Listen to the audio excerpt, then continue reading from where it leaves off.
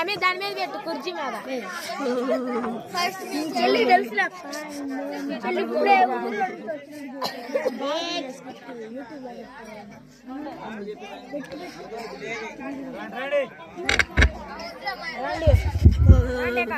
అబ్బా ఇది ఎప్పుడు వస్తుందో ఏంటో, ఎప్పుడు చూసినా లేటే.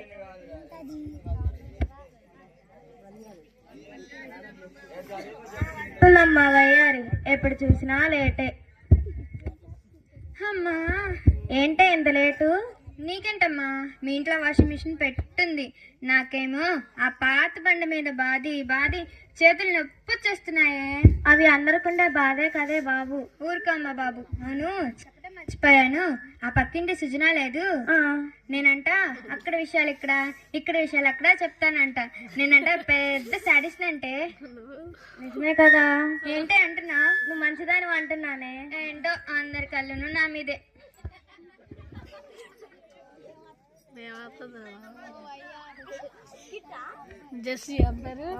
అబ్బా షాపింగ్ లేట్ అయిపోతుంది.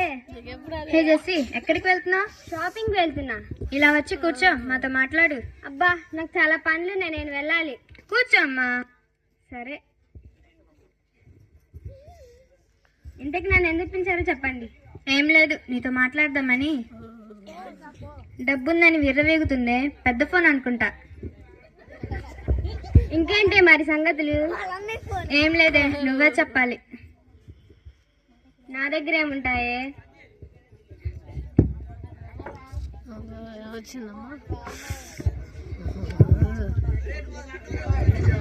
ప్రభుని నమ్ముకోండి అమ్మా, ప్రభుని నమ్ముకోండి అమ్మా. హే వెళ్ళిక నుంచి.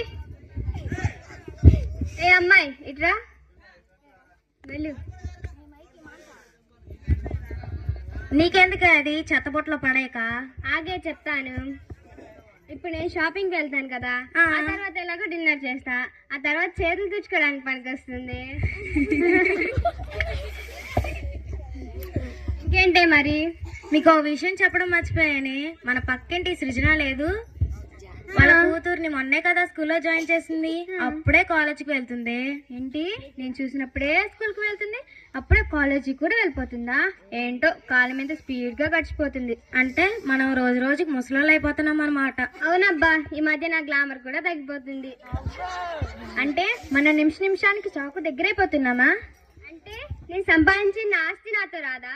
నువ్వే లేనప్పుడు నీ ఆస్తి ఎక్కడవమ్మా? ఎక్కడికి వెళ్తున్నా? మూడాఫ్రా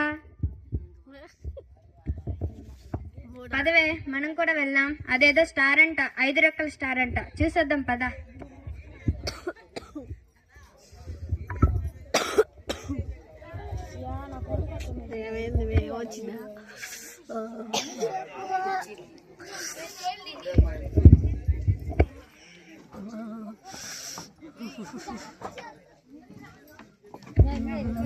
ఏంటి?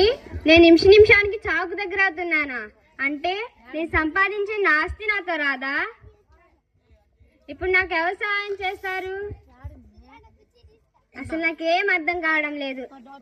కాసేపు పడుకుందాం.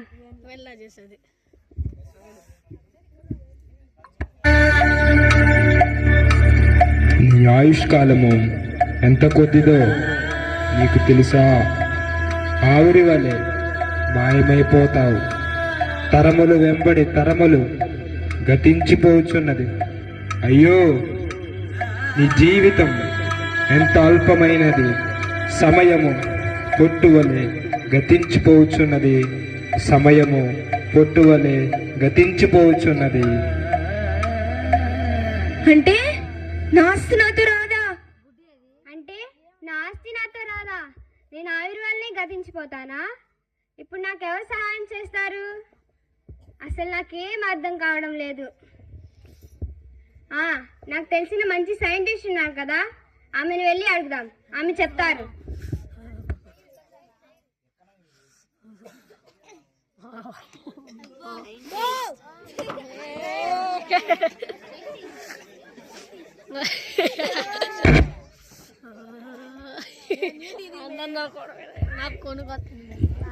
మీ సైంటిస్టేనా? అవును. ఏంటి ఇలా వచ్చారు? నాకు ఒక చిన్న డౌట్ ఉందండి, మిమ్మల్ని అడుగుదామని వచ్చాను. అలా కూర్చోండి. ఏంటి మీ డౌట్? అసలు ఈ సృష్టి ఎలా వచ్చింది? అసలు దేవుడు అనేవాడు ఉన్నాడా? ఈ సృష్టి ఎలా వచ్చింది? ఈ డౌట్ నీకు ఎందుకు వచ్చిందో నాకు అర్థం కావట్లేదు, కానీ ఒకటి మాత్రం నువ్వు ఈ సృష్టిని చూడు. ఆకాశం, సూర్యుడు, చంద్రుడు, నక్షత్రాలు వాటి స్థానంలో ఉంటూ వాటి పనులు అవి చేసుకుంటుంది. అలాగే సముద్రపు లోతు, చెట్టు పెరిగే వెనకాల ఒక సృష్టికర్త ఉన్నాడని అర్థమవుతుంది. అలా అయితే పాపం చేసే వాళ్ళు చనిపోవాలి, కానీ మంచి వాళ్ళు కూడా ఎందుకు చనిపోతున్నారు? ఈ చావడాలు బ్రతకాలు నాకలా తెలుస్తాయమ్మా, వెళ్ళి డాక్టర్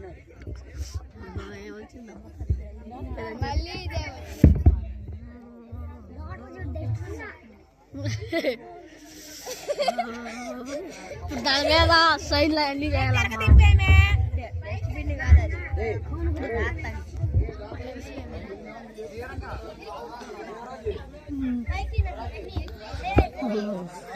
ఏంటి మేము ఇంత పెద్ద పెద్ద చదువులు చదివాను, ఒక్క రూపాయి కూడా సరిగ్గా రావడం లేదు.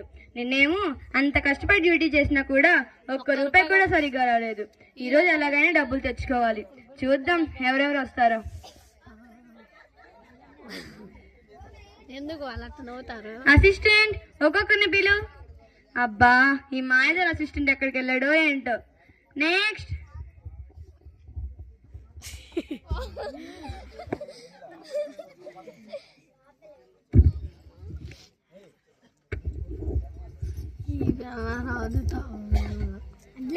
అప్పుడు అప్పుడు ఈ ప్లస్ వాళ్ళకి డాక్టర్ డాక్టర్ వచ్చి కూర్చోండి.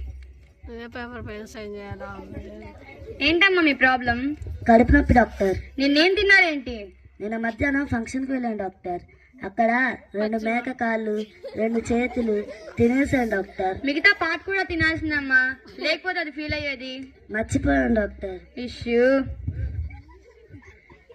ఎన్నింటికి తిన్నారేంటి? నిన్న డాక్టర్. ఏ టైము? మధ్యాహ్నం డాక్టర్. ఏ టైంకి? మీ డాక్టరా పోలీసా ఎన్ని క్వశ్చన్స్ చేస్తున్నారు?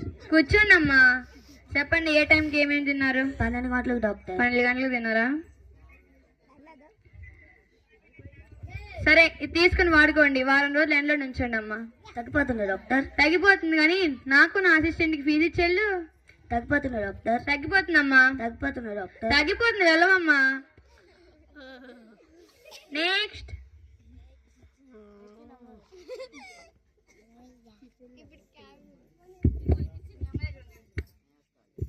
ఇక్కడ కూర్చోాలబ్బా.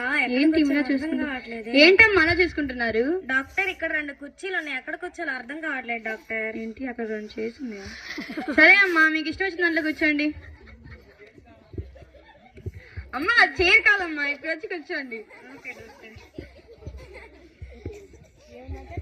ఏంటమ్మా మీ ప్రాబ్లం? నాకు 1, 2గా కనిపిస్తున్నాయి డాక్టర్. అవి మీకెలా తెలుసు? నేను నిన్న టీ స్టాల్కి వెళ్ళాను డాక్టర్. అక్కడ ఉన్న వర్కర్ని ఒక టీ ఆర్డర్ చేశాను డాక్టర్. ఏంటయ్యా ఒకటి చెప్తే 2 తెచ్చామని అడిగితే ఒక్కటని చెప్పి 1 ఇచ్చారు డాక్టర్. నిజంగానే అనిపించాము. సరేనమ్మా, ఇది తీసుకుని వాడుకోండి. Okay doctor. ఆగండమ్మా, నాకు నా అసిస్టెంట్ కి 100 ఫీజు ఇచ్చాలండి. ఇదిగోండి డాక్టర్. ఏంటమ్మా 100 ఇచ్చారు? అవి 2 డాక్టర్. అయ్యో మర్చిపోయాను కదా, ఇంకొకటి 2లా కనిపిస్తుంది కదా. సరే వెళ్ళండి అమ్మా. తగ్గిపోతుందా డాక్టర్? తగ్గిపోతుందమ్మా. తగ్గిపోతుందా డాక్టర్? తగ్గిపోతుంది, వెళ్ళండి అమ్మా.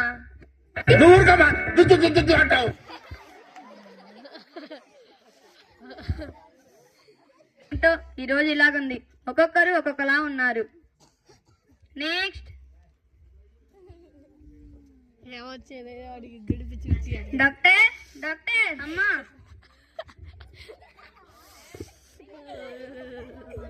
ఏంటమ్మా మీ ప్రాబ్లం? నాకు 2 లక్షల అప్పు ఉంది డాక్టర్, తీరుస్తారా? మేముంది మీ అప్పులు తీర్చడానికి కాదమ్మా, మీ వ్యాధులు నయం చేయడానికి. సరే డాక్టర్, నాకు ఒక ప్రాబ్లం ఉంది, తీరుస్తారా? ఏంటి?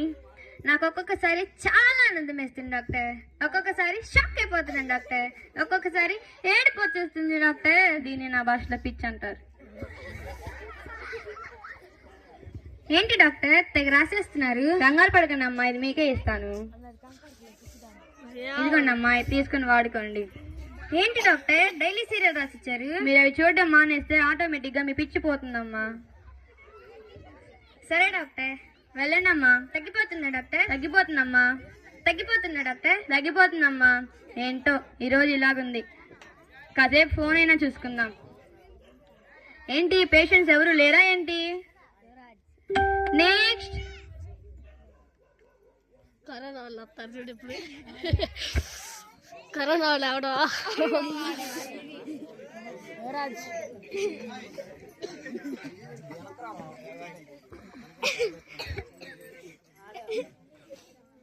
హాయ్ డాక్టర్, బాగున్నారా? బాగున్నాను. మిమ్మల్ని ఎక్కడ చూసినట్లేదే. నేను చాలా దూరం నుంచి వచ్చాను డాక్టర్. మీరు ఫేమస్ అయినాను డాక్టర్, నిజమేనా? అవును, నేను ఫేమస్. చెప్పండి, ఏంటి మీరు చాలా దూరం నుంచి వచ్చారు కదా, మీకు ఎవరు అక్కడ ట్రీట్మెంట్ చేయలేదా? చేశారు డాక్టర్. మరేమన్నారు? నాకేదో కిరాణా వచ్చింది డాక్టర్. నీకు వచ్చింది కరోనారా? Assistant sanitiser.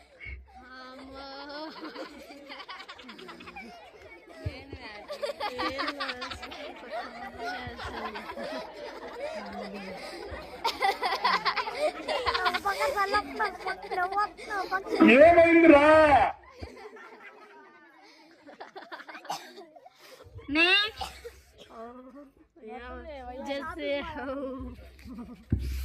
హలో అక్క. హాయ్ రా, ఏంటి ఇలా వచ్చావు? ఫోన్ చేస్తే నేనే వచ్చేదానికా? నాకు చిన్న డౌట్ ఉంది అక్క, నిన్ను అడుగుదామని వచ్చాను. వచ్చుకోవచ్చు. ఏంటో నీ డౌట్? ఈ సృష్టిని చూస్తుంటే దేవుడు ఉన్నాడని అర్థమవుతుంది. అసలు దేవుడు అనేవాడు మంచివాడా చెడ్డవాడా?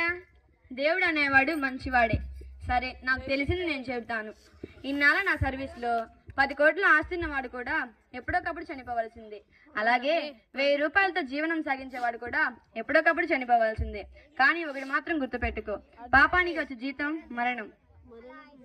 పాపం చేసే వాళ్ళు మరణించాలి, కానీ మంచి వాళ్ళు కూడా ఎందుకు మరణిస్తున్నారు? ఇదే న్యాయం. ఈ న్యాయాలు ధర్మాలు మనకు ఎలా తెలుస్తాయిరా? వెళ్ళి లాయర్ని కలు. ఏంటో ఈ రోజు కూడా ఇలాగే ఉంది. 1 రూపాయి కూడా సరిగ్గా రాలేదు.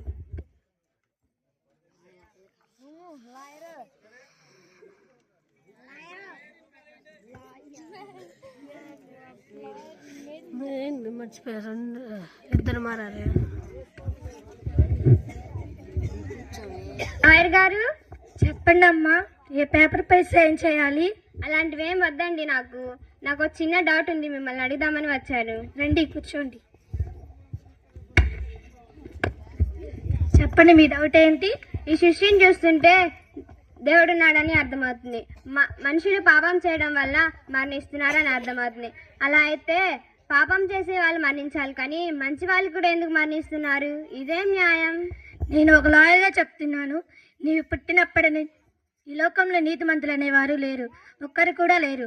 ఉదాహరణగా చెప్తున్నాను, నీవు పుట్టినప్పటి నుంచి ఈ క్షణం వరకు నీ ఆలోచనలు, నీ రహస్య పాపములు ఈ స్క్రీన్ పై చూపిస్తే నువ్వు ఇక్కడ నుంచి పారిపోతావు. నువ్వనే కాదు, ఇక్కడ ఉన్న వారందరి పాపములు కూడా, నా పాపములు కూడా స్క్రీన్ పై చూపిస్తే ఒకరి ఒకరు చూపించుకోవడానికి సిగ్గుపడతాం. ఎందుకంటే మన ఆలోచనలు అంత భయంకరం, వాళ్ళ ఆలోచనలు కూడా అంత భయంకరం. ఒకటి గుర్తు పెట్టుకో, పాపానికి ఖచ్చితంగా శిక్ష పడాలి. అదే న్యాయం, అదే న్యాయం. ఏంటి బాబా అన్న, ఇంకోసారి అన్న.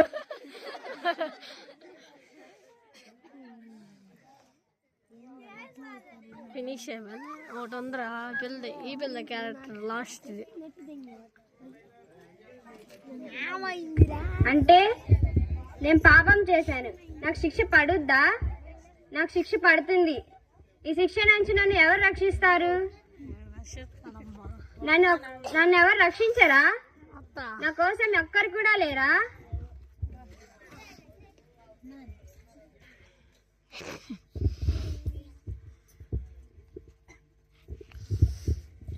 ఇంత డబ్బు సంపాదించానే, ఈ డబ్బు కూడా నన్ను రక్షించదా? ఏంటిది ఇది? నీ కొరకు ఒకరున్నారు.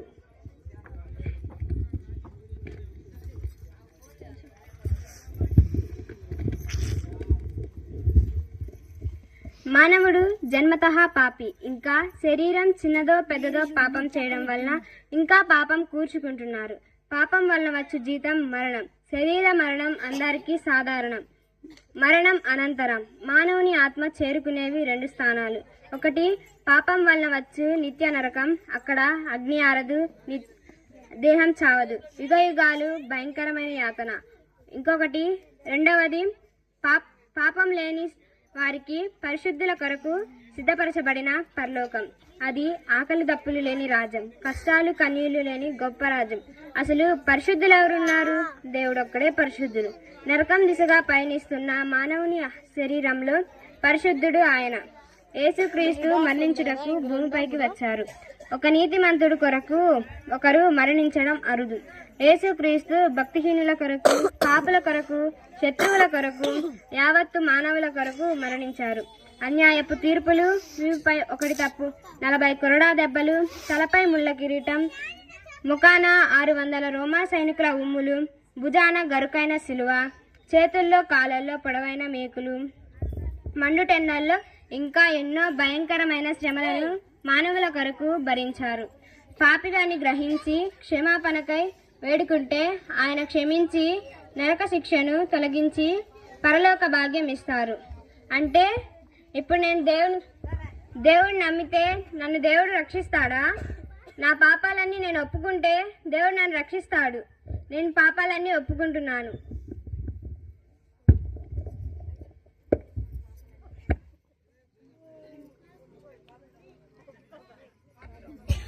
ప్రార్థన.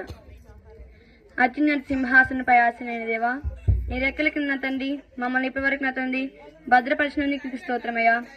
ఇదిగో యేసయ్యా, ఇప్పుడు చేసిన తండ్రి మేము తెలుసుకున్న తండ్రి యేసయ్యా, ఈ స్కిట్ ద్వారా నా తండ్రి మేము తెలుసుకున్న నీతి ఏంటంటే యేసయ్యా, మా పాపము నా తండ్రి ఒక్కసారి నా తండ్రి ఈ పాపం చేసింది నేను పరీక్షించుకున్న తండ్రి ఆ పాపానికి నా తండ్రి క్షమాపణ దయచేసి సహాయం దయచేయండి.